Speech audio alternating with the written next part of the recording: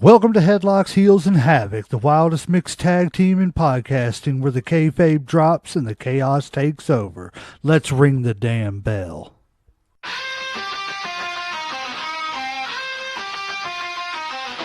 Headlock tight, heels on the prowl, dropping elbows, hearing growl, feel the foul. No script here, just real, no bluff.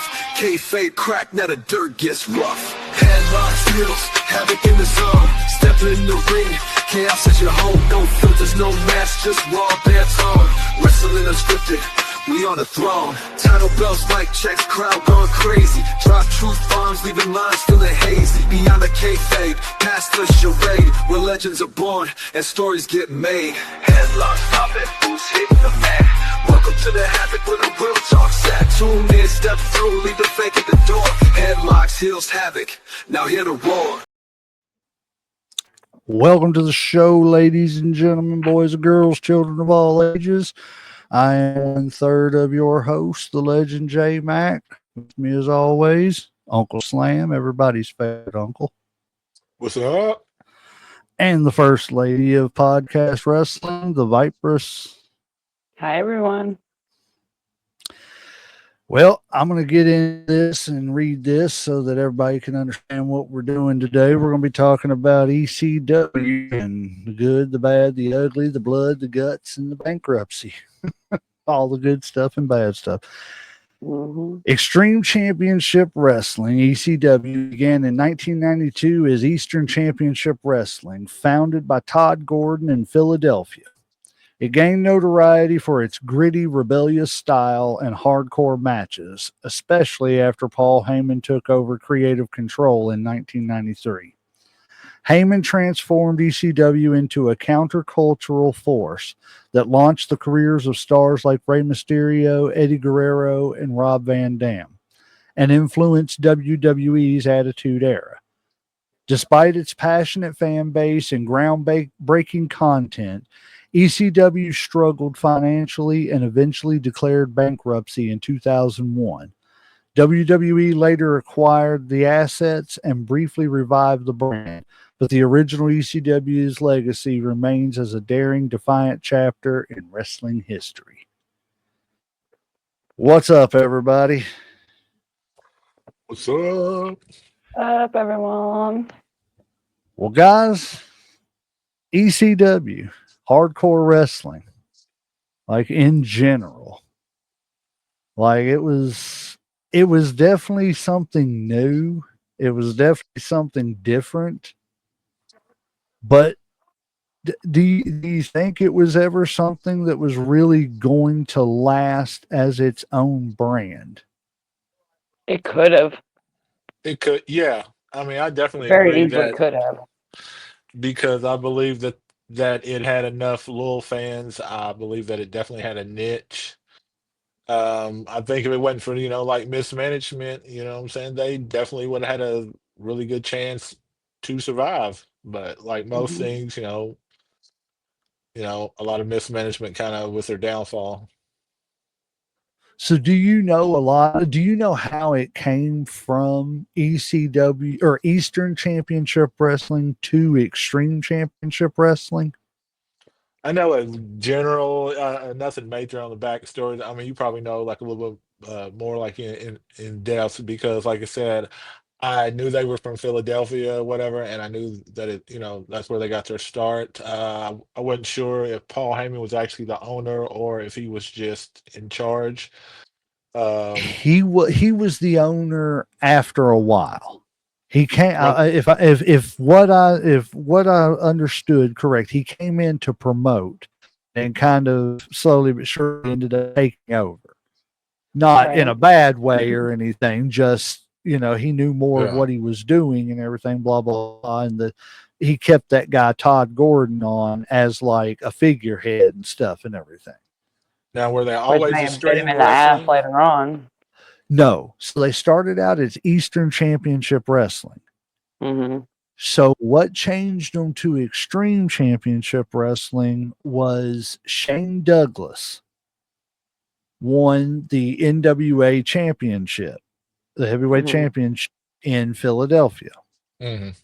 He took the belt and threw it on the ground.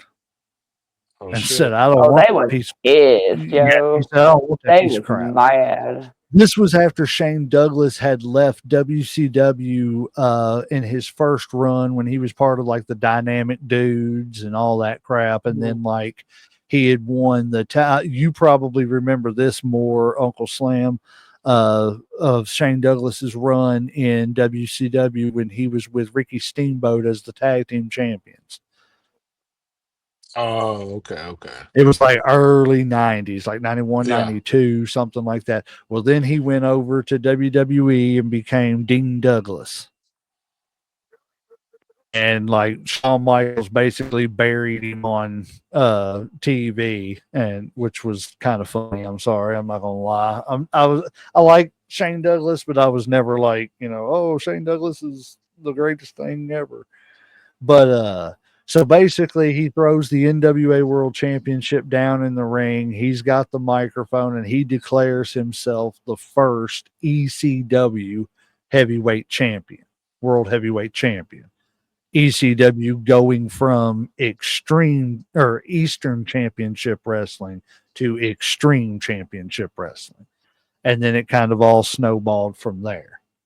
Yeah. Here's a little fun factoid. Did you know that Rob Van Dam wasn't even supposed to wrestle on the first pay-per-view that he was on? And Oh, yeah. he let them know about it too. Oh, he Really? did. He sure did. He was mad. He's like, I've been working for you all, and then I wasn't even booked for this match, and then you all called me last minute. I'm just like, okay, let's keep going.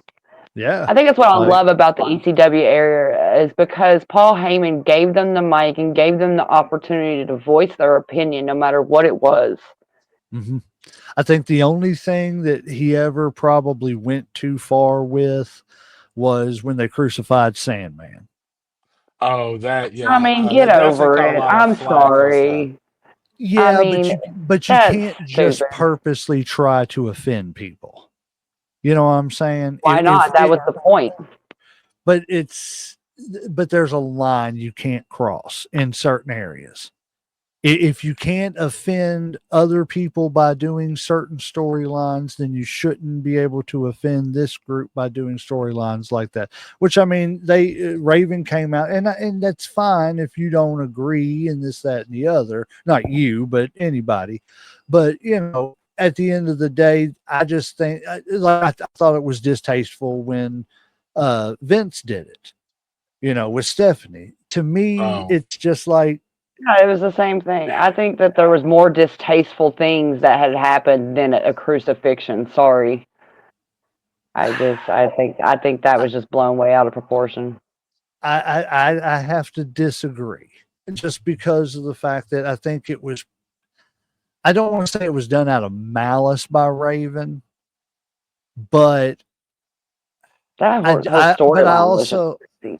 it was and it was a crazy storyline, but I don't think it had to go to that. You know what I'm saying? They could have tied him up and wrapped him up on the ropes with barbed wire. You know what I'm saying? Instead of actually bringing a cross out, tying him to a cross, and giving him a barbed wire, like crown of thorns. You're obviously mocking a group of people, and I just don't think it had any place in it at that. Not any different than them mocking any other group of people, in my opinion. But who Just are the? because it's Christianity that you're mocking, it just automatically makes it wrong. No, I they mean, shouldn't be mocking anybody. That's not what the I'm only saying. problem I had with it was that his son was right beside him. That is And that's literally what the I'm only saying. problem that I had. Everything else I was okay with, crucify somebody, whatever. It's just the way that it is. But like, don't put a child in. Like, he was 8. He was 8 years old, dude.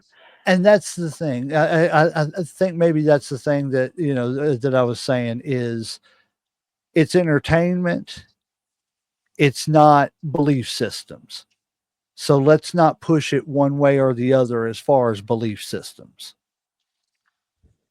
You know what I'm saying? Let's just leave that completely out of it and just let it be a sporting event with rivals. You see what I'm Well, saying? that would be like taking politics out of it. That'd be like taking racism out of it. That would be like taking sexism out of it. I mean, it would be the same thing to me. But they have taken that stuff out of it. No, they haven't. To an extent, they have. You can't really do the things that you could do even 20 years ago. Nowadays, back then, no, there was no limit back then. Right, and that's what I'm saying. But there should have been. There should always be a limit when it comes to stuff like, just offending people through entertainment, just to entertain. And that's anybody. I don't know. I think taking a woman and putting her in the middle of a ring and ripping her clothes off is a lot worse than watching a man be crucified on a thing. I'm sorry. That's just my opinion. I think they're both equally as bad. It's just something that didn't need to happen. It was just a time filler for no reason. I don't think there was malice when they did it. I think they did it purely out of entertainment. I think yes, they knew they were going to offend some people, but I think some of that was kind of part of it was the shock factor, and that in kind of nowadays, sometimes even bad publicity and attention is good attention. So and at that time and at that time, like I said, the culture was you could get away with all that stuff. Like I said, that was the norm and shit. I mean, there was just as much crazy shit going on and on ECW as there was WWE and WCW and shit. It's like that thing said, ECW kind of spawned everything that went on the other two shows. Now, like they may have just pushed it like a little bit to the extreme, and I understand that everybody's going to have. Everybody's got something that they have their, I guess limits or, like, their code, like, you just don't cross something. Some people might be religion, some might be race, some might be sex, some might be, right. That's very true. Different stuff. So everybody's going to be different on that. But I don't think they went at it either way with malicious intent. Like, man, I'm going to do this to make Christians feel bad, and I'm not going to do this here. Right. I don't think they did it to to like make women feel like sex objects and shit. Because I think at the end of the day, the people that were doing it, like if they really thought it was that bad, they wouldn't have done it. And because they could have said no and shit. I mean, you always have a choice and stuff. So, but of course, everybody's always not going to agree on shit, and that's the main thing. Right. I mean, when it comes to it. I just think when it comes to like a wrestling storyline, you should sit down and ask yourself, are we going to offend anybody? You know what I'm saying? And if we are, if you didn't offend somebody, it wouldn't be good. To a point. I look at it like South Park. Like that's their intention. Like at that point in time when ECW was around, ECW was the South Park of wrestling. Yeah, they were doing okay.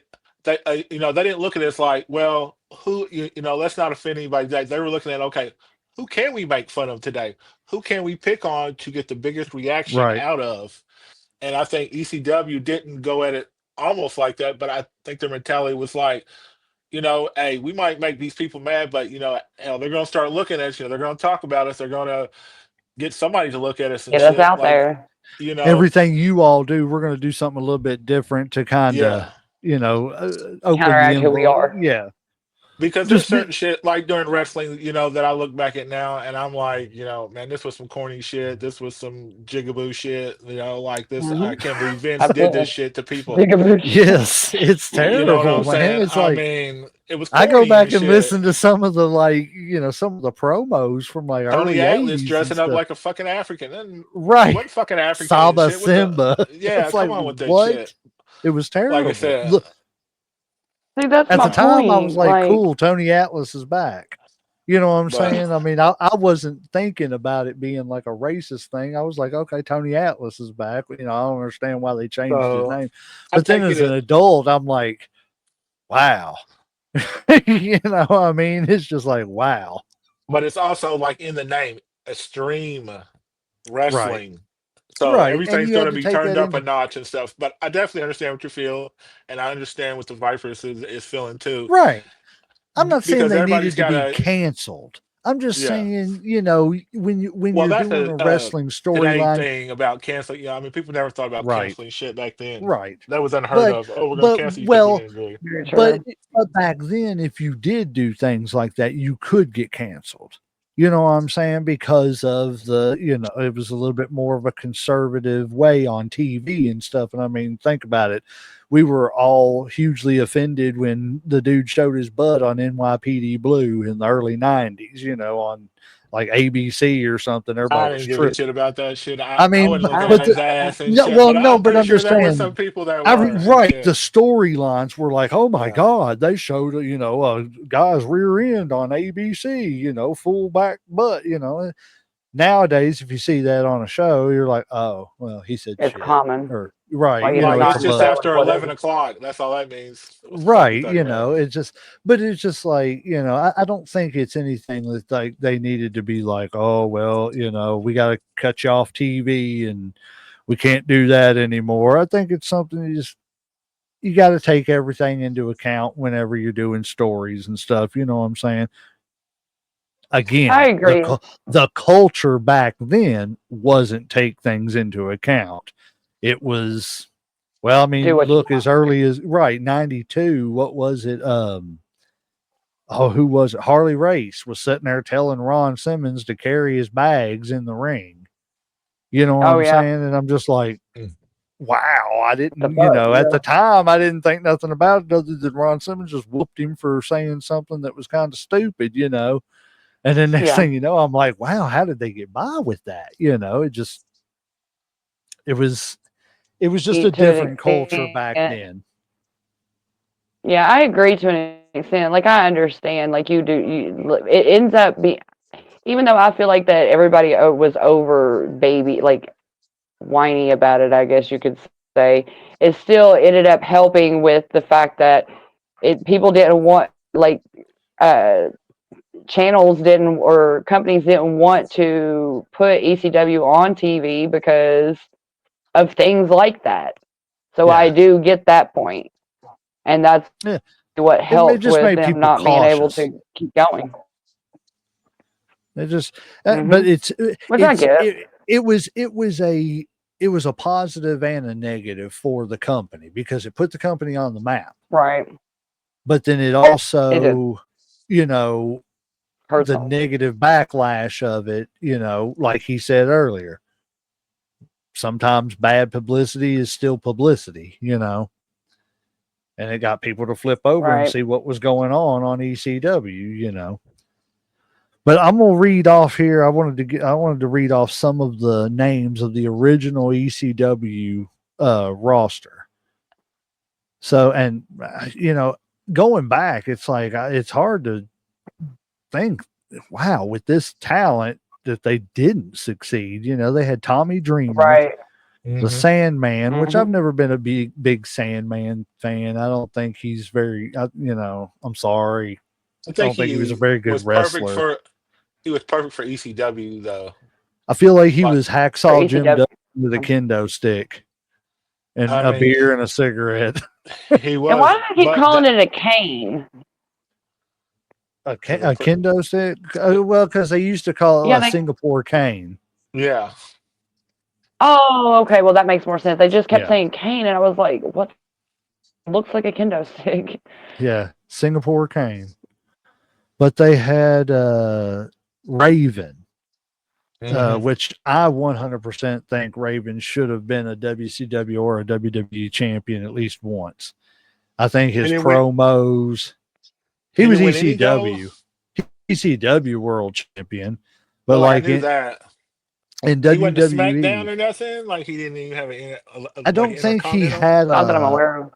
I know he was U.S. champion in WCW. Okay. I want to say he was hardcore Mhm. champion in WCW. I don't Okay. know about anything other than that. As far as WWE, I can never recall him ever being an intercontinental champion. I do I not don't think think that that he that was. happened. I don't think he ever got above that. No, I don't think he ever won gold in the WWE, like of any kind. I don't know. Okay. So then we got Sabu, rest in Yeah. peace. RVD, which I mean, probably I'd say tied for the biggest star to ever come out of ECW. And So then tied with this man right here, Taz. yeah, If love Tad. I would have loved to have seen what Taz could do if he hadn't got hurt, because he got hurt just before he went to the WWE, and he tried to give it a go in the WWE and it just wasn't working, and that's whenever they flipped him over to being an announcer. I remember that. Yeah. But I was like, I so Didn't he wish have a that broken neck? it was something like That's what I that. was He had thinking. broken his neck, and Well, he but never they really had had a neck, so I mean, I can right. understand It was that. just a Oh big my muscle. god. I mean, look at his pictures. I mean, he was like a short kind of. No, I agree. I just like wasn't expecting you to say Vince that. McMahon. Vince McMahon called him. He said he was a sawed off piece of muscle. Man, That's me. all that's all Taz is. He is like a big ball of muscle. I know it. Look, she wants some Taz too. No, that's a Booker T thing. That is not a me thing. I thought she was That's a wanting some Booker T Taz thing. too. Okay, No, okay. I'm good.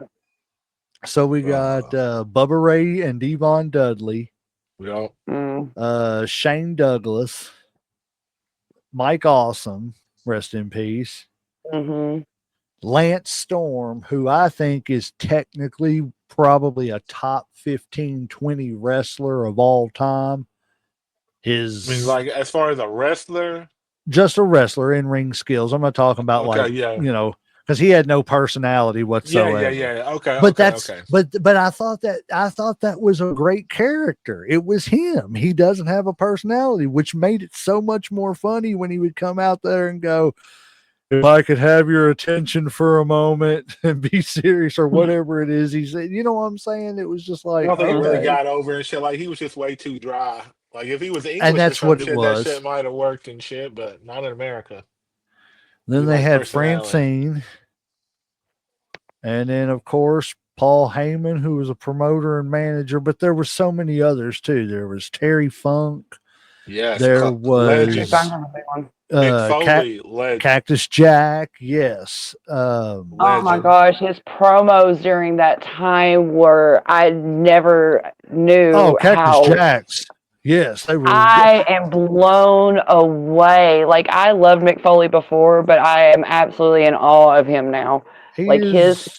promos during that time was phenomenal. See, and that's what I don't understand. I don't understand why a place. Okay, we like Mick Foley. He is getting ready to retire. Like from doing tours and everything like that. Yeah. Everything. Tony Khan, go hire Mick Foley as a freaking story writer consultant. Because he doesn't want to. Put your stories out there. But I mean, somebody, even somebody that's on the same level as a Mick Foley that could, deliver promos like that. Mick Foley, nobody in their right mind is going to put Mick Foley in the top 50 of greatest in-ring wrestlers of all time, technically. Are you going to put him in the top 20 all time of greatest wrestlers, just over encompassing of all time? Hell yeah, I am. Just because the man was overall great. Promos. He wasn't going to technically wrestle you, so he did crazy shit. You know what I'm saying? To get the awe and shock. And he was the guy that took the beating throughout the match, But when he did hit you, it was a bunch of crazy shit that was going to paralyze your ass. You know what I'm saying? And it was just, he was just overall. Himself. What are you talking about? Like, Right. oh my God. That's what I'm saying.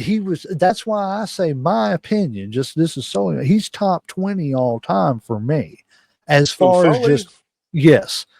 Foley to me is easily he might be in my top 15, but I couldn't Top argue 15 maybe, against yeah. the top 10, but I would say top 15 for sure. Top 20 easily by And I'm far. talking But about overall package. I'm not talking about just yeah, like in ring, like we were talking about with well, this, Sean and yeah, Brett stuff and yeah. everything. I'm talking about just overall complete package. You know what I'm saying? Like Mm. who you can go back and watch those Mankind promos because that was kind of a carryover from ECW. He was still in that mindset and everything before Vince got him into being the comedic Mankind and the goofy have a nice day guy. But sitting there ripping his hair out and everything, you know, I mean, it's crazy. I just, you know, Mick Foley's great. I just don't understand why people It don't was use his wonderful. brilliance. But here's some more people that, you know, I mean, this roster: Big Dick Dudley, The Bill name Alfonso, alone.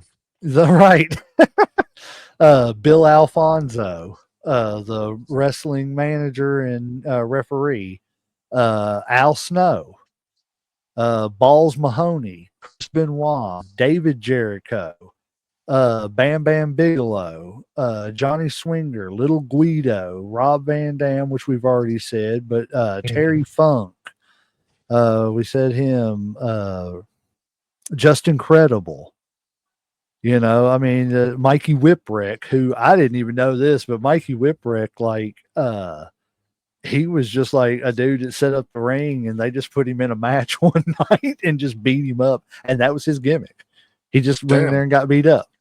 Everybody loved him to death. Oh, His I finishing don't. move was a Stone Cold Stunner. It was called the So he was Everybody like a loved him. Whippersnapper. jobber. Yeah, he was basically their jobber, but Yeah, he everybody was a got behind jobber him and that loved him. everybody they loved. I didn't they end up giving him a title at some point? I think like a tag team title or something like that. I think he won it with They gave him some kind of I want to. title. If I'm not mistaken, him and Mick Foley won the tag team titles because Mick Foley did a promo where he said, or Cactus Jack at the time, he said, Mikey likes it. Because he was talking Yeah, about see, I getting, thought that they did because the yeah. audience got behind him enough that they gave him a title. Oh, yeah, yeah, they loved him. But he was, Wow. they, it was crazy. Like because he was talking about like beating him up real bad and everything and getting the crap beat out of him. He said, "Well, guess what? Mikey likes it." I was dying. But no, I mean, you know, like so. What is your overall take of just the product that they were giving? The hardcore every match. Every match could be out in the stands. Every match could be a chair upside your head. You know, I mean, do you honestly think that people wanted, not people, because there was obviously a section of wrestling fans that wanted to see that, but do you think that the overall community of wrestling fans wanted to see hardcore all through the match? Through every match. Yeah, yeah, sure. I'll let the Vipers go first. Yeah, Because go I do. ahead. So you think if I would say WWE or sure. I think that if WCW or WWE would have took on the whole hardcore mantle, that every title, every match could be a hardcore match, you could use any weapon or anything like that, that it would have worked. maybe Are and you maybe asking me not. or Like, just because when you put okay, it go ahead. that way, it's a little bit different because, like, I kind of agree with what Vince says. Like that I feel like that they're only appealing to one part of the audience. Yes. The The way hardcore that section. Vince said it is that, like, yeah, like that the way that Vince describes it is that it deteriorated and went under because like they were only catering to one specific audience. When you have multiple different audiences that you have to cater to in order to be nationally successful, and in that I agree with what Vince said. Actually, I think that if they could have just branched out just a little bit more and not necessarily take away from the amount of hardcore that they have, but add a little bit more to show that like it's not always hardcore, but there also is more, like, a little Right, bit of right. something else there, Mhm. that they could have maybe possibly not counting money, don't count money, but like could have gone a little bit further in that way. Right. Right. Well, I mean, but that, that may appealing to a wider, fan base by doing, like Right. you said, I think I think once they established themselves, sorry, I didn't mean to interrupt. Go ahead. You answer that Oh, you're fine. question, Uncle Slam. Oh, okay, okay, okay. Well, I'm kind of like everybody else, saying like you kind of they kind of pigeonhole themselves to one certain segment of the population when, that works to get you in the door, but at the same time, you still got to have the kids, you still got to have the families to keep it going and shit. Because if you only have young males 18 to 21 and stuff, eventually they're going to find something else that they're going to want to go to.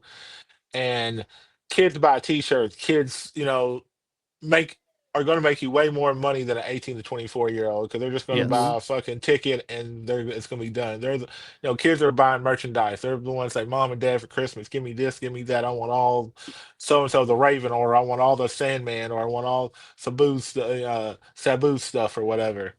So I mean, they just left a lot of money on the table that they really needed. Now, like you said, like if they had to learn to adapt, because you have to adapt. What worked in one era is not always going to translate to Well, the other but eras and here's the stuff. crazy thing. Sorry, I don't mean to interrupt you. Here's the crazy thing. Just watching that documentary, though, Taz was talking about that's where actually most of the wrestlers made all their money in ECW was their merchandise.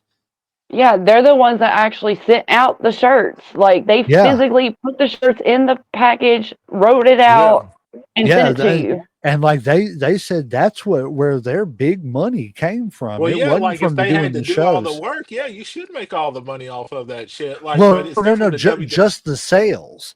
Just like Stevie Richards, that's where he made his money was off his Hmm. merchandise, not from wrestling in the ring. Oh, And okay, like, so they weren't and making I a ton. didn't. Right, right, Yeah. because I mean, there I didn't realize it, but like by the time it closed, like they owed Tommy Dreamer or Paul owed Tommy Dreamer like a couple $100,000. Man, he owed, I think, a bunch of people at least half a Yes, he million did. dollars. Like I Yeah, think it was like 40 people he owed at least $500,000 or some yeah, shit. he was Like in for debt a whole lot. Yeah, like he didn't Well, pay a lot of here's people and shit. here's my question Go ahead. about that though. Like, if he, because if you watch the documentary, it says that like that some people were not being paid, but then there were some people that were specifically getting paid every single week. Like I can't even remember. I wish I would have wrote it down who it was, but somebody said that he had a contract with him that if his check bounced, then Paul Heyman had 30 days to correct it. But then the wrestler had another clause on top of that that if Paul did it three times, that he would be out the third time. Yeah, his contract So was up or something like that. He was out of he could be let out of his yeah, contract for yeah. Okay. And then he said like every week, like after like the third, like right at the third time that Paul had done this, Paul had started sending his check like straight to his house, never bounced again or whatever. And I'm just like, you can make sure certain ones are paid, but then the other ones are you're just gonna let go. But yeah, people got their favorites and stuff. right. Just So yeah, Uncle just like Slam, anywhere to else. finish what you were saying, so do you think that the product could have worked overall, nationally, just everything hardcore, would they have to have adapted to I more of a think WCW WWE style? I think I think everything has to adapt and change. Like the NFL is not the same as it was, 10, 20, 30 years ago. The NBA is not the Right. same as it was. Television is not the same. So the product that you put out, like what the WWE was doing in the 80s, is not the same as the 90s or the 2000s. So it would have made it for that era, but eventually you got to adapt to your audience. You have to adapt to the times, and nobody wants to see, because the novelty just wears off. If every match is hardcore, if Hmm. everything you know what I'm saying, is always, people getting busted in the head and bloody, then it loses its appeal. Like what makes it special is because it's not like everybody else. Like there is certain things that are different about it and shit. Like if you keep doing the same thing over, then I know when I watch ECW, okay, dude's always gonna get fucking busted over their head and shit. What made them different was like somebody might throw a toaster, they might bring a bat, they might bring a microwave and shit. There might be text on. They might have a barbed wire match where the whole ring's barbed wire, or somebody might be thrown off a balcony and shit. You know what I'm saying? Like Right. that's Mm-hmm. what it was. But at the same time, you have to keep coming up with ideas, and it's like, how long can you keep pushing those boundaries before you run out of shit to do? Eventually, you can only go so far on unless you get off cable television and get you a deal where you're on, like, say, a Netflix or a HBO or some shit, where you basically can do anything and shit. But at that time, I don't think they had Right. the capacity, to do a deal like that, because I think it was one of the main things that kind of hurt them. They couldn't get a TV deal, and when they did, their partners were trying to come in like, yeah, can you tone it down a little bit? Can you? And they're like, this is what made us who Yeah. we are. You know what I'm saying? And Right. y'all want us to take that away? Then who the fuck are we? You know what I'm saying? So Right. Well, you and have to see, adapt.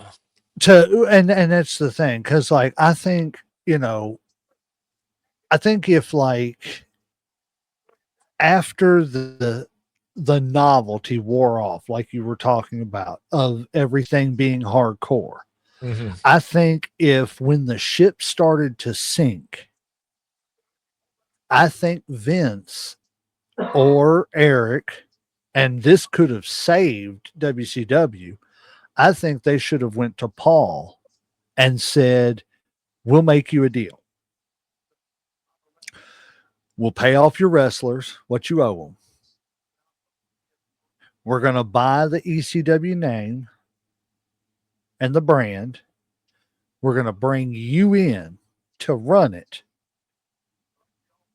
We'll feature a match or two or a match a week on Nitro or Raw, whichever company bought it. Mm. We'll give you an hour show here and there to promote your stuff. You can have your championship matches on our pay-per-views. But Paul, you run it, and instead of it being ECW the company, it could have been ECW a division, the Only issue, hardcore division, man, basically. man, like the only problem with that is that Paul left while the company was still in business. Hell, he left and became an announcer. Hell, the company was still running. Paul knew the shit was going down and left He before anybody. What are he you did, talking but about? but you know, but eh, That ain't fucked and up. Like, you don't think that's a little it messed up is. that the man that was like the owner was running was like, I see this shit going down. Let me get a I job got over here another with the conspiracy theory competition. about it. Well, and just like Bubba said, but Paul Heyman is one of the best and greatest minds in professional wrestling history, and I agree. I agree. I ain't got no Not problem with business that. savvy though. Yeah, That's it. He exactly. wasn't a businessman, and he Exactly. he overextended himself, things like that. So I didn't know that like Bubba took over the day-to-day operations because he had a background in business. Really? I didn't know that either. And then what was it? Devon, Tommy Dreamer, and I want to And say it Sabu. was like Guido or somebody like that. It was one of their mid carders, tag team guys. They're the ones who like handled the transporting of all the shirts and the merchandise to the shows. Taz was the one who came up with the designs for everybody's merchandise. So I mean, like the wrestlers were doing the work. So but it didn't help, and I didn't realize this. It didn't help. Do you remember when they got on TNN/Spike TV? Yes, yes, I do.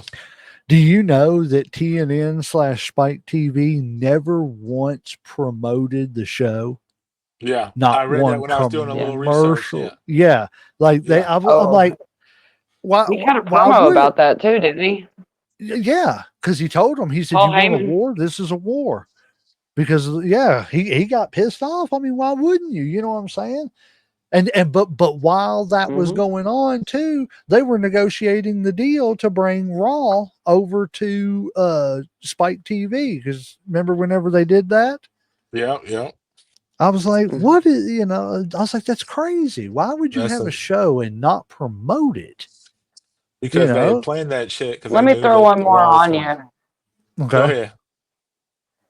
I don't know if I've heard this one, but I heard it when I was watching that documentary, and I heard it straight from Vince's mouth that they put Paul Heyman on the WWE payroll in the middle of all of this while WCW and WWE are taking superstars from WC or ECW, sorry, Yeah. and put Paul Well, Heyman on the payroll to compensate him for the talent that they were taking from him. yeah, Oh shit. because Straight from yeah, Vince's mouth.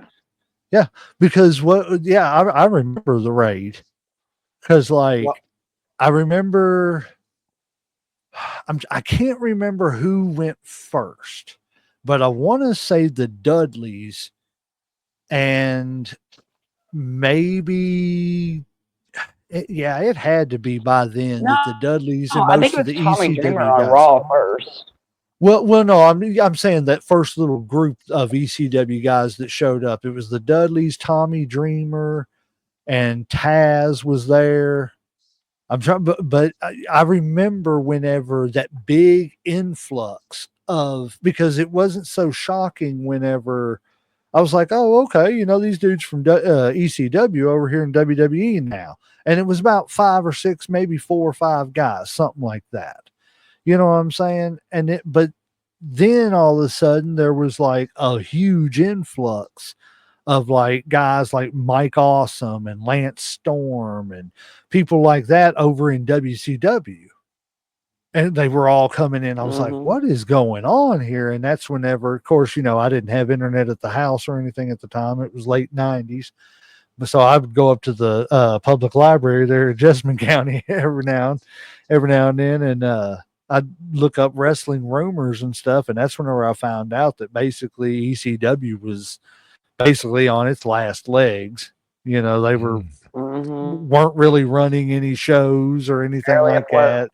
Yeah, but it was just I don't know. I mean, I like ECW. I don't think that the formula could have worked as a whole and sustained itself. Do I think that Vince or, like I said, Eric Bischoff would have been smart to bring Paul Heyman in and give him semi free reign? Because again, it's Turner. I think Vince at the time would have been the better option because Vince was pushing the envelope so much that, in a way that the Turner guys couldn't after the Turner guys turned it into an adult sport, with the adult theme stuff. Vince took it into, Right. pushing the envelope stuff. And then ECW, but Vince got that from ECW. But I think if he could have like turned a little bit over of it to Paul and just let him run a hardcore division, you know what I'm saying? That would have worked gloriously. Hmm. I got one question though. I mean, basically, Paul did have a whole hardcore division and was running in it, and he kind of ran it. He didn't run it into the ground, but it just didn't work out. So, what really would have been different? Like, because he was in charge, he did run a hardcore division, and it didn't work. So, what would have been different if they were just backing him or whatever, or what if somebody The else had backing, final say? it would have been the backing, and it would have been, as much as people hate to say it, the good thing about Vince being the last word was that he could veto anything, especially if it was dumb. You know what I'm saying? Not saying Vince didn't come up with some dumb ideas himself. You know what I'm saying? Yeah. I mean, Mae Young giving her a hand wasn't exactly the brightest idea or anything. It was just dumb. But at the end of the Yeah, but day, he was He said some controversial things on live TV that caused a lot of problems, and I think that might Who, What did he Vince? say? once he went to no, like Yeah, Paul Paul Heyman Heyman. did, like the When whole there was a thing about Trish Stratus.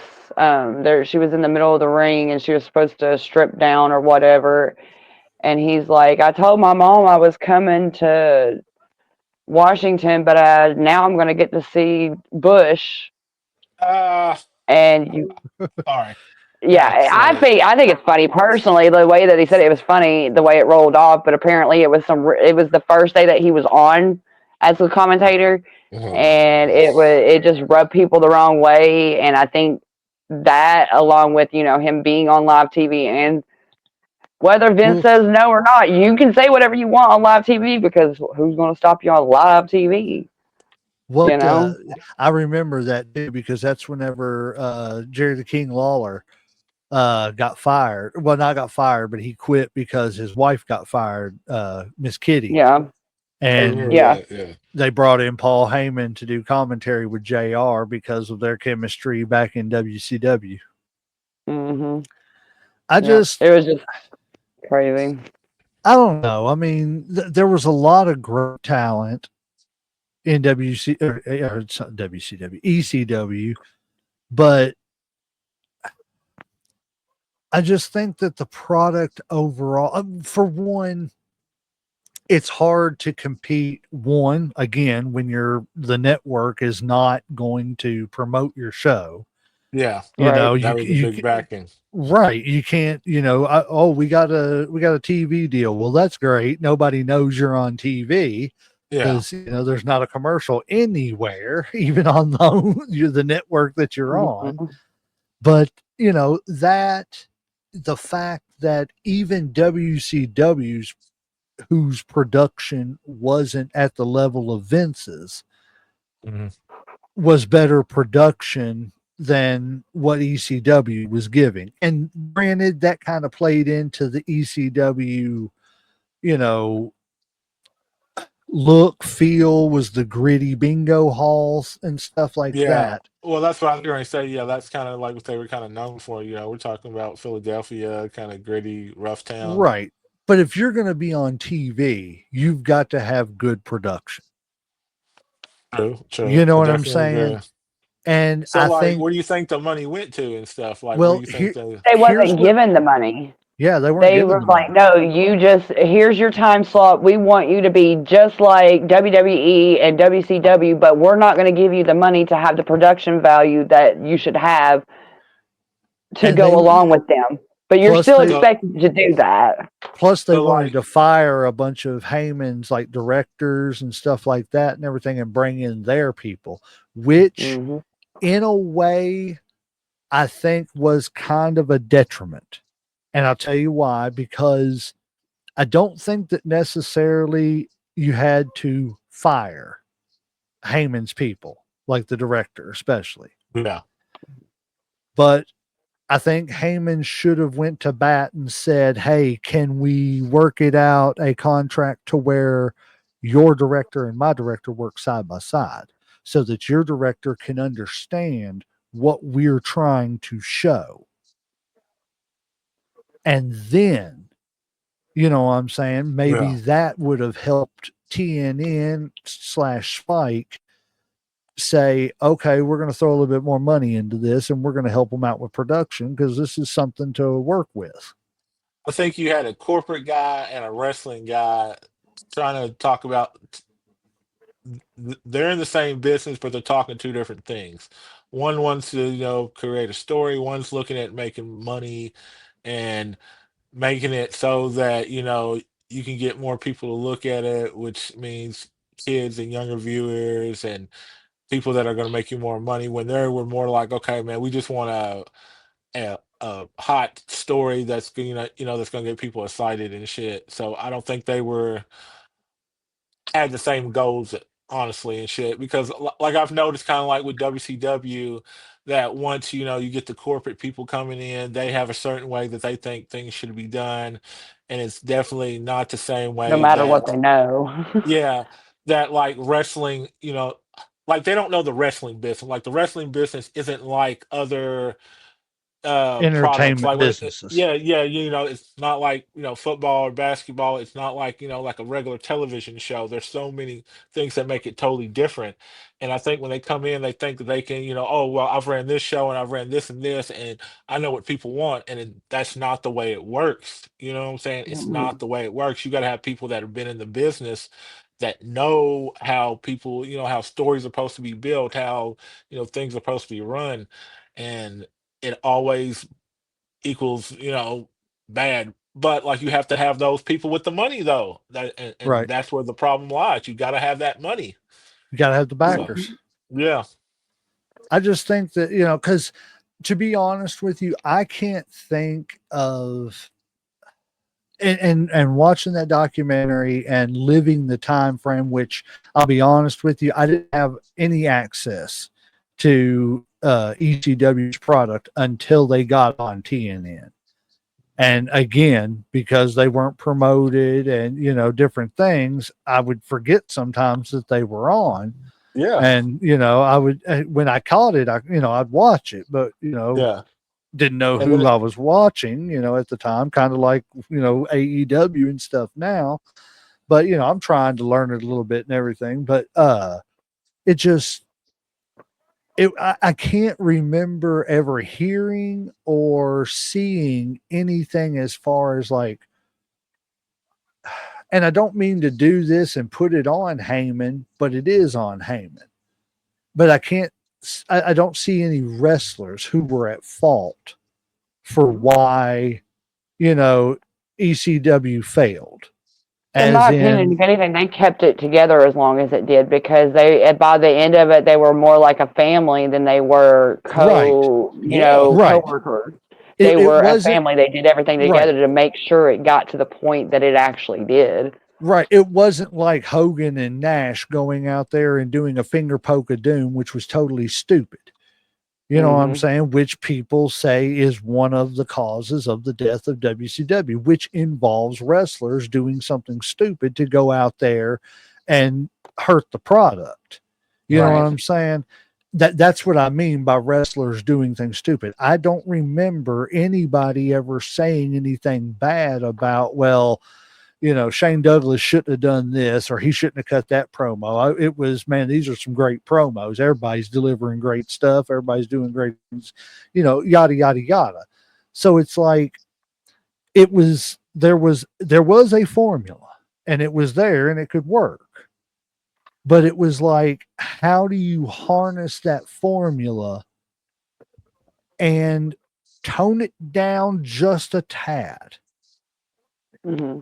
to where it's not diluting that section of wrestling, Hmm. from what it was, from the base of what it was too much. You got to tone it down, especially if you get on big, if I'm not on TV, I can, rent out a bingo hall and run around naked if I want to, as long as I'm in Yeah. there by myself. But if you got Nobody Right. cares. sponsors and like you're on a national, That's it. televised, you know what I'm saying? There's certain rules and things that you just can't do. Like even if it's late night, that's why shit had to go to pay-per-view and stuff. Like that's the only way you Right. could get away with certain things was because, restrictions. Or like, if it was like a HBO or Cinemax type deal. Right. And it's Hmm. like I said, if you could ball that up, tone it down a little bit and get it on one of those other shows with, or even get the company to put a little bit of production behind, you know, I think ECW could have competed. Well, they Do already I have think? something similar though. AEW, like I said, man, like the 2.0, Yes. they've toned it down, they've made it a product that it's a string, but it's kind of like what you said, like they've kind of refined it. They've toned down some of the string parts, but they kept what also makes them really good also.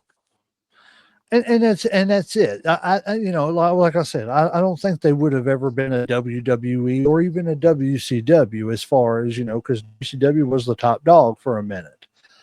But I don't think they ever would have been that big. But I think they could have been a TNA, a Ring of Honor, You know what I'm saying? Something like that, a good second option, you know, here in America that could have competed, not beat, but understand that you're not going to beat. You know what I'm Right. saying? And that you're just there to compete and try to put on a better show than them. I just think that if they could have harnessed that and really got somebody behind them, but again, with the times, nobody was going to do it because one thing that was scaring people away from ECW was all the backyard wrestling and Oh all the yeah, kids getting hurt and stuff like yeah. that and everything, At the time you being, know. yeah, there was a lot of kids getting hurt, a lot of people doing a bunch of stupid shit, like And they were always. blaming it Call be on, professional. yeah, they were blaming it on, you know, things like ECW and well, if I'm not mistaken, I believe somebody even brought like a lawsuit up against Vince McMahon because their kid power bombed their baby and it paralyzed the baby. Oh fuck! No, I didn't hear that. That's insane. Yeah, and Oh like, fuck. yeah, it was crazy, you know. And I mean, but at the end of the day, just like you know, we were talking earlier about Mick Foley, and you know, this is another reason why I would love to just sit down and talk to Mick Foley. But because I've read both of his books, and he was talking about in his second book, Foley is good and the real world is better. What is it? Foley is good and the real world is faker than wrestling. Mhm, It's something like that's something like the title, but it was really good read. mhm. I And agree with that statement. he was talking in the book about how he said, you know, everybody wants to blame Vince McMahon for accidents that happen at their house. He said, but he said when dad comes home from work and he goes to walk in the bathroom and the fluorescent light doesn't come on and he can't figure out why, and then 15-20 minutes later or whatever, the everybody gets called to supper because mom's done cooking supper and everybody sits down and Junior's got a piece of light bulb sticking out of his forehead because he's been in the backyard having his wrestling matches. He said, or, you know, mom's going to make dinner and she goes to use the cheese grater and she can't find it, but Junior comes and sits down at the table and his forehead looks like mozzarella that's been grated, you know. And he said, instead of suing Vince McMahon and blaming Vince McMahon or any other promoter, he said, why don't you set the beer down, get up out of your lazy boy, go into the bathroom, turn on the light, look in the mirror, and just admit, as a parent, you suck Yeah. because you don't even know Parent your what your kids children. are doing in your own backyard. Yeah, parent your children. That's what you're That's there it. for. If Junior's coming home with the head sliced open because he was in the backyard playing, well, you should probably walk into the backyard and see what Junior was doing. Just Well, my like Straight up. remember, opinion. I mean, hell, they used to have to make a commercial to like remind parents to check on your kids. Hey, it's 10 o'clock. Please Like, you know where don't your try kids this at are? home. Right. I mean, Like, do you well, know where your kids are? what's No, the I new one? don't. Have you seen the new one? Put something Uh-uh. important in your back seat so you remember to grab your kid out. Don't Grab your even get me kid. started on that one. Do not even get me started Grab on your that. kid. That's a whole nother subject. What? Put Put a something in kid your back back there. seat that's important so you The something remember to already in get your your back kid. seat is your child. Put your Your phone back there. That way you child. won't forget. That's what they say. They say, I put your phone back physically there. had all three of my children. To imagine the fact that I would ever forget any of them existed or wherever they were is beyond me. So that's a whole nother subject. But Well, like, just here's pay attention to your kids. It's not, wrestling world's fault that your kids are doing these things. It's your fault for not being the parent. here's my thing. Does anybody here have a or anywhere? This can be a poll question for the show. Does anybody have a kid that when you pull up somewhere and you're parking and go to get out of the car, it doesn't go, are we going in too? So how do you Right? forget from are we Yeah. going in too to closing that door that somebody's in that back? It just I don't know. You Exactly. gotta No, put the I phone agree. down. You gotta put the phone Right. Put the down, phone people. down, people. And that's the thing, I agree with what Mick said. And I think that's another thing that hurt ECW was the fact that they got a bad rep because of all that backyard wrestling stuff. Because Mhm.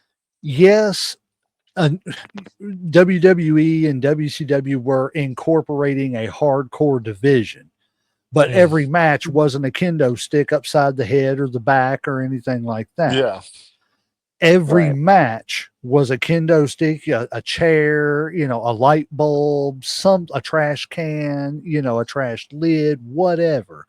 It was every match in ECW, and that's everything you've seen with the backyard wrestling Mm. yeah. was, weapons being used, this, that, and the other to hurt each other. And it's like, it wasn't, I don't think backyard wrestling got associated as much with Vince and WCW as it did ECW. Mm, And it put a negative spin on ECW. Granted, no, none of them needed to be taking chair shots and hits to the head, as we know now, 30 years later. yeah. But at the end of the day, they're still trained professionals, and you're not. So, please, Mhm. Josh, Absolutely. if we're 100%. ever at a cookout together, man, don't run up and hit me in the head with a trash can lid. I beg of you. I'm not a I don't. trained professional. I. I don't think you should have to I'm with worry you. I'm about not. that. Now I do remember like when they started putting warnings on like ECW. Like you remember like when they started putting a warning at the beginning of the show. It's like, please don't try this at home. These are trained Oh, professionals. Blah blah yeah. blah. I'm like, damn, you got to put a warning on shit now. What I don't remember as a You have to kid put a ever. warning on Tide Pods. Excuse me. That's true. Yeah, That's you have to true. put a warning on anything nowadays. So I'm just saying. We had to put a warning on Tide Pods, but we had to take Looney Tunes off the air because of the fact that it was promoting violence with guns and stuff. Like, what? Like, I don't know, The I'm news does just that. but right. yeah. It just blows my mind and stuff that, So like, what do you think would have saved ECW? Like would have been like if they would have had like a Vince Money. McMahon, like if they would have had a Ted yes. Turner to kind of weather the storm. I think if they would have had a Money. backer that would have stayed out of the way and let Paul Heyman just do what Paul Yeah. Heyman was doing, you know what I'm saying? I think it would have Money. made yes, the money overall, because it would have made the wrestlers more comfortable with knowing they were going to get paid. It would have made Paul more comfortable with knowing he could put a product out that he was proud of because he had the resources to do it. And I think it just would have Hmm. overall raised morale. The money being there would have also helped bring in other talent, Because they had from that talent, honestly, but I don't think they had that superstar. They didn't have that Hogan, that Rock, that John Cena. Now there was big Terry names. Funk is their superstar, honestly. He was like 50, bruh. Come on, Right, But right. man. he No, no, was no, no, no. there. I'm not He was saying there that. to I'm just push saying, people over. right. And that's what I'm saying. He was their name that helped get them started. I know, but Not saying he was the equivalent of a Hogan or something like that, yeah, but but he was doing the best he could with the name he had. He was willing to Was spend what it he too. I got. know, Yeah. but I'm just saying, like when the man comes wrapped down in bandages on his knees and shit because he can barely walk and getting the shit kicked out of him. I'm sorry, But like still going out there and beating the shit out of people. Hey, that man was well, like he did a I ain't moonsault off a fucking cage right. and shit. I mean, I damn. ain't a big I mean, Terry I got Funk respect for fan. the man. And yeah, like I love the guy for what he did, but I'm just saying, like when that's your superstar, like when that's your Rock or that's your Hogan, then I think that kind of hurt him too. Also, Would have been different.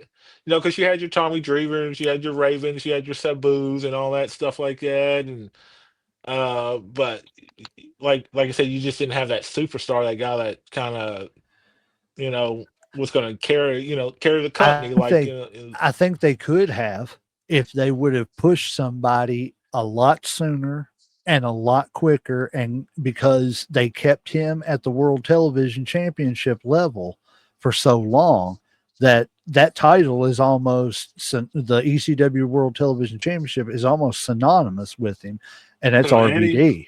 Oh, RVD. Robert now. If Yeah, they see, would I have think.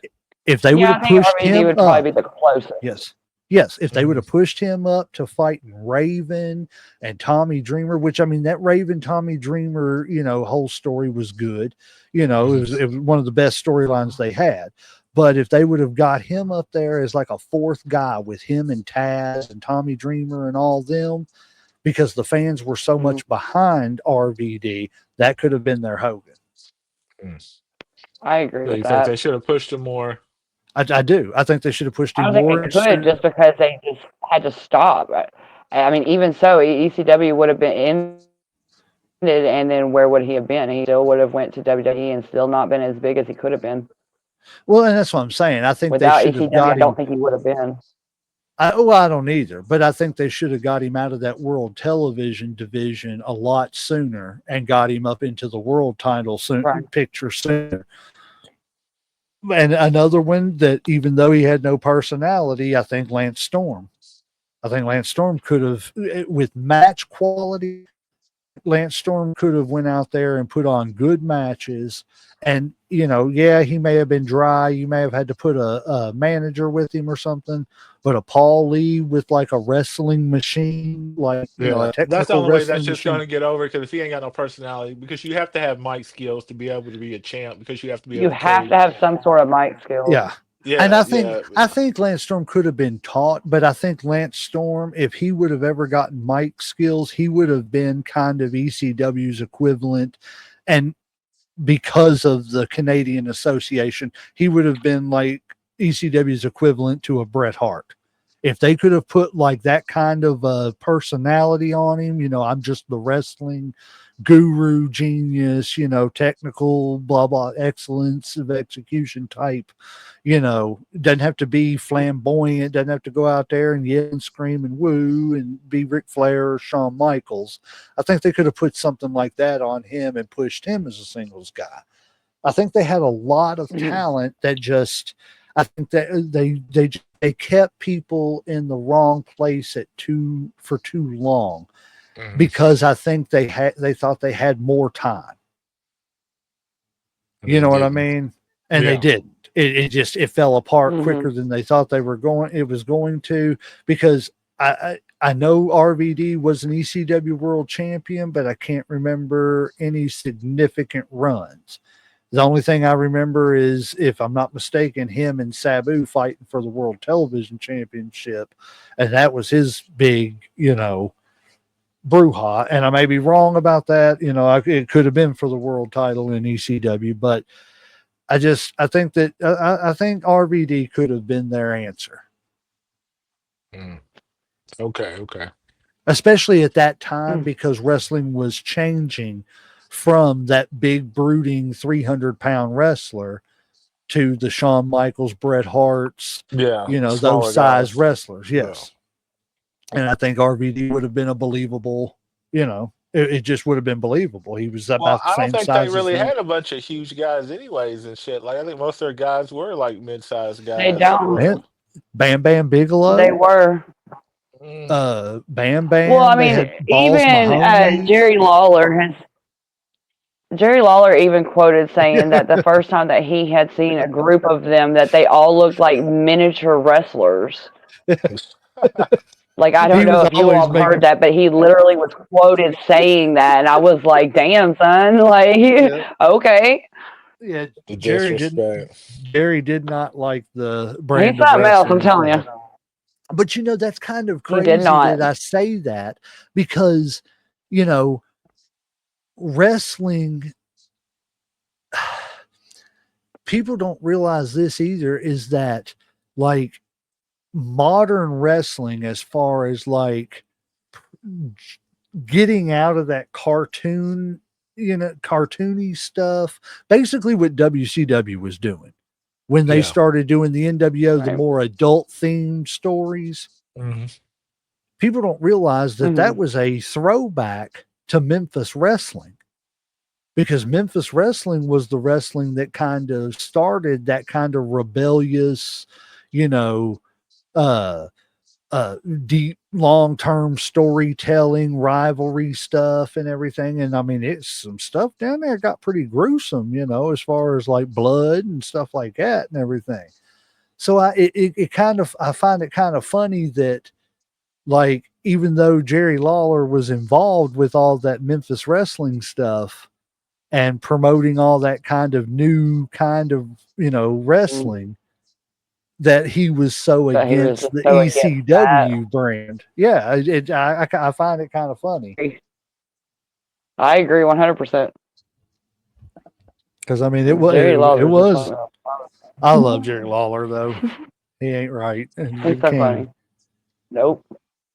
So I guess in summary, what does Uncle Slam? What do you think overall? Just like caused the collapse of ECW? Do you think it was mismanagement? Do you think it was just money? Do you think it was a bunch of different things? Give us your summary of it. I think, in summary, that there was a couple factors, kind of like with ECW. Kind of like with WCW. My bad. Is one, money obviously was a problem and stuff. I think they had mismanagement. I think you had some corporate people in there, when you needed money that were trying to change the product to something else. You had some guys that weren't wrestlers trying to talk wrestling that didn't know what they were talking about. I think a lack of a big star. Like I had said before, they didn't have that Cena, that Stone Cold, that Rock, that Hogan to kind of carry them to be their flagship. I Obviously the biggest thing was they wouldn't get promoted and shit. I mean, like if nobody knows you have a product, then it doesn't do any fucking good to sell it because nobody knew it was there. If people just happen to get lucky and find it, I mean, that's bad business. And I don't know who's to blame, whether it was the TV or Paul Heyman for not, finding out about this. Um, Obviously, a sign of the times too. They were good. They were going against two giant juggernauts, WCW and WWE at the time. So timing also maybe had a little something to do with it because everybody was going to kind of a stream. You know what I'm saying? They just had more money. So there was a few factors, honestly, that kind of I think brought it down, but would probably be my biggest reasons why I think they just didn't make it. And see, that's the thing. You said something that I don't understand is why a network would give a company money like that. And then, not even money, but that because they didn't give them much money, but Mm. even a time slot if you're not going to promote it. You know what I'm saying? It seems to me like I could have found something better to do with that time slot that I'm going Yeah. to promote, but it makes no sense to me. Mhm. Viperous, what's your final take on it? Honestly, I think it just comes down to money. Just straight up money. Paul Heyman has the one of the greatest minds for wrestling of all time, hands down. I feel like that if he had gotten the money and gotten the time slot, or behind somebody that believed in the product, that Paul would have eventually learned that he would need to branch out a little bit, in order to cater to more of an audience. I think that, if he had the money, he would have paid his wrestlers so that they wouldn't have went to another brand. It all comes down to money, always. I 100% agree with you. I mean, it sucks, because it would have been nice to have well, I mean, I guess for a minute we did have a big three, but I Yeah. mean, how big was the third? You know what I'm saying, compared to the other two. I mean, Right. and to be equally fair, how big was, you know, WCW compared to WWE, because They granted for both a got minute, eight. They both got right. ate up And by the it's big just one. right. And that's what I'm They saying, really even did. though that's Wait. the thing is they act like giving the WWE a black eye knocked them out instead of going for the kill. You know what I'm saying? And it's just, Mm. it just, at the end of the day, the money issue, I think, is what it was. I think Paul just didn't know what he was doing on the business side of it. I think that I think the wrestlers started to kind of become paranoid that they weren't going to get paid because, Absolutely. I mean, they got families and stuff. They got Bounce mortgages and stuff check. like that. Yeah. I mean, Yeah. I got to feed people too, and it's nothing Mhm. personal. It's, friends is friends, business is business, and that's the way it Mhm. should be. You got to be to be a good business partner and to be a good friend, you got to be able to separate the two and be able to leave one where one lies and the other one where the other lies and just let things be. And I just don't think, I think a lot of it got too personal. Mhm. Is that because like you touched on earlier, Vipers, was that it it became, it wasn't just Paul Heyman's baby. Yeah, it was It was everybody's everybody's baby. baby. They Everybody all was a wanted. part of this. Right. Their face was on it as much as Paul Heyman's was. When Mhm. I think of ECW, I think of Buddy Holly glasses with tape in the middle, the Dudley Boys. I Mhm. think of, Taz. I think of RVD, so I don't necessarily, I think of Paul Heyman. But when I Mhm. think ECW, these are the first things that come to mind is the wrestlers, the Right. performers. They were the face of it. And it just, I think at the end of the day, it was just a bad.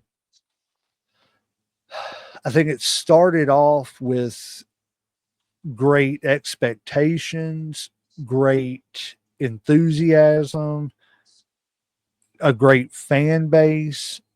But I think over time, with not no promotion, no money, no production, it just slowly but surely kind of lost its appeal to anybody other than that fan base. And it just, that was part of part of the decline. Right. If there's no fan base other than one city, do we need to have it on a nationwide scale? Yeah. You know what I'm saying? Why can't you just do like OVW does and get a local TV deal and air your shows at 1 o'clock in the morning? You know what I'm saying? I mean, I hate to say that, but hey, they're on Right. TV. You know what I'm saying? They're obviously doing something. It doesn't matter when they're on TV, they're on TV. But I just think overall it was just a bad all around situation that just eventually got worse. It was a good idea. It just didn't have the money to sustain it. It didn't have the business prowess to sustain it. Vince McMahon learned not only wrestling, but he learned business from his dad. Mhm. Eric Bischoff learned business before he went to the AWA and learned wrestling. And he'll even Mhm. admit that whenever, NWO time came around, he was relying on a lot of other people because as far as creative went, he didn't know really how to do it and everything and how to pull it off. So maybe that was part of their downfall too. But at the end of the day, you've got to have a business sense to run anything that's coming with money. That has And money fluctuating in and out. yes, Yeah. as you said, Viperous, it all just comes back down to the money. I just don't think the Always. money was there to sustain it. And because of that, it made people want to jump ship to a more solid foundation. Yeah. They lost a lot And of talent too, WCW and WWF. yeah, and I think that's just Mhm. what happened. Good. The money ran out, and when the money runs out, the talent runs out. Hmm. Mhm. If you don't have money to run a restaurant, you ain't gonna have employees to run a restaurant. Yeah. It's Right. just, that's all there is to it. And I just think that's what it was sad because, like I said, it would have been nice to have a big three. I I miss I think miss the days of WCW. I think what made them great was also their downfall at the same time. Like what made them appealing is also what brought them down, their niche. You Mhm. know what I'm saying? The The Mhm. rebelness. their streamness was great because people liked it because it was a stream. But then at the same time, you made yourself so extreme that only a select group of people are gonna like you, and that kind of hurts your revenue and shit. Because you can't go get money like you would from other sponsors and stuff, because sponsors don't want to be associated with people getting busted in the head and leaking all over the place all the time. And You honestly and know, truthfully, it's not just that. It's just that they don't want to have to deal with the backlash from the people exactly. that are offended. Hmm. Like I Because said, everybody nowadays is It's offended by but hurt something. over everything. but see, that was Yes, back then, right. and people wasn't It's as worse now sensitive than and it was shit. back then. I know, but see, people weren't even sensitive then back then and shit. You know what I'm saying? They were just But they were it, starting to get that way. It was well. this. I It just was think that that era. like you're not going to get Disney money putting out a ECW product. It's just No. not going to work. Like, you know what I'm saying? You Right. got totally different audiences. And like Yep. I said, like now, like if you got somebody that's 18 to 24, yeah, they're going to love ECW. But like I said, you know, you're not going to get the It's a long small term money. audience. You know, Right. you're not going to get the kids. You're not going to get the family money. You're going to get that 18 to Mhm. 24, which is a small segment of the population. It's not the big, the big chunk. Right. And like you said, And and it's like the Viper said, it all comes down to money. If you don't have enough money, you can't put out a good product. You can't put out a good product, you're not gonna, get more people. If you don't adapt the yep, times, like I said, you're not gonna make money. If you don't make money, you can't survive. Mhm. So this is so true. I mean, it's just and that's what it broke down to. And like I Amen. said, it sucks, but at the end of the day, we're stuck with SmackDown, Raw, and NXT. Sorry. well, we'll see how Well, we ain't even AEW stuck with does. that no more unless you're gonna pay $30 a month. I don't even want to talk about that Hey, right I'm now. just Don't gonna get me watch going. NXT on CW. It just Just don't even get me going. I'm gonna try to see if Oh I yeah, can we don't. download that We had that CW app. discussion. Go see our recap episode, please. Yeah, We because I definitely mean, it discussed. just we're Maybe we definitely should just some start like a company, and then we can like deduct it from our taxes as business expenses. right. We'll just stream it on Hell there and stuff. yeah. It's just crazy, man. Like I said, you Uh, know, like you said, it's hard to put out a Disney Hard or to keep Disney on no money money. with ECW product. Yeah. It's crazy. I mean, at the end of the day, though, I guess it turned out pretty good for a lot of people because I mean, a lot of those names on that list, after leaving ECW, they made a whole lot of money. Especially the guys from WCW because they got locked into the guaranteed contracts. And then that Hmm. happened. EC or WCW went down, and next thing you know, I think a couple of them, like Lance Storm, showed up in WWE, and but I'd say I'd say most of all the ECW big names went on to bigger success in other places. Which I mean, if that's what ECW was there for, then good for those performers. You know what I'm saying? As a launching pad to get their names out there. I mean, here we are, what, 30 Hmm. years later, and we're still talking about RVD sometimes, wrestling in AEW, different places, TNA. I mean, we get them coming on in for, Dudleys and stuff. I think, they're getting ready to fight again, or at least one of them is. And I just, so I mean, it's not like they were for the talent was forgotten when ECW closed. yeah. And I think Hey, that's go the ahead. glory of it. I mean, I think that's the testament to ECW was that it was a great launching pad for a lot of big names. I want to read Hmm. something real quick that Paul Heyman said right before we kind of end the show. It said Paul Heyman said ECW was a movement. It was a revolution. We changed the way people thought about wrestling. We pushed boundaries, we broke rules, and in the process, we created something that will never be forgotten. And I think that kind of really sums up basically what we were all talking about Yep. ECW. Yep. It Because we're really still does. talking about it. Well, they did push rules. They changed the way, there are hardcore divisions now. There are extreme rules. There's TLC matches and shit. Yep. And You all know that that. stems from the hardcore extreme rules of ECW.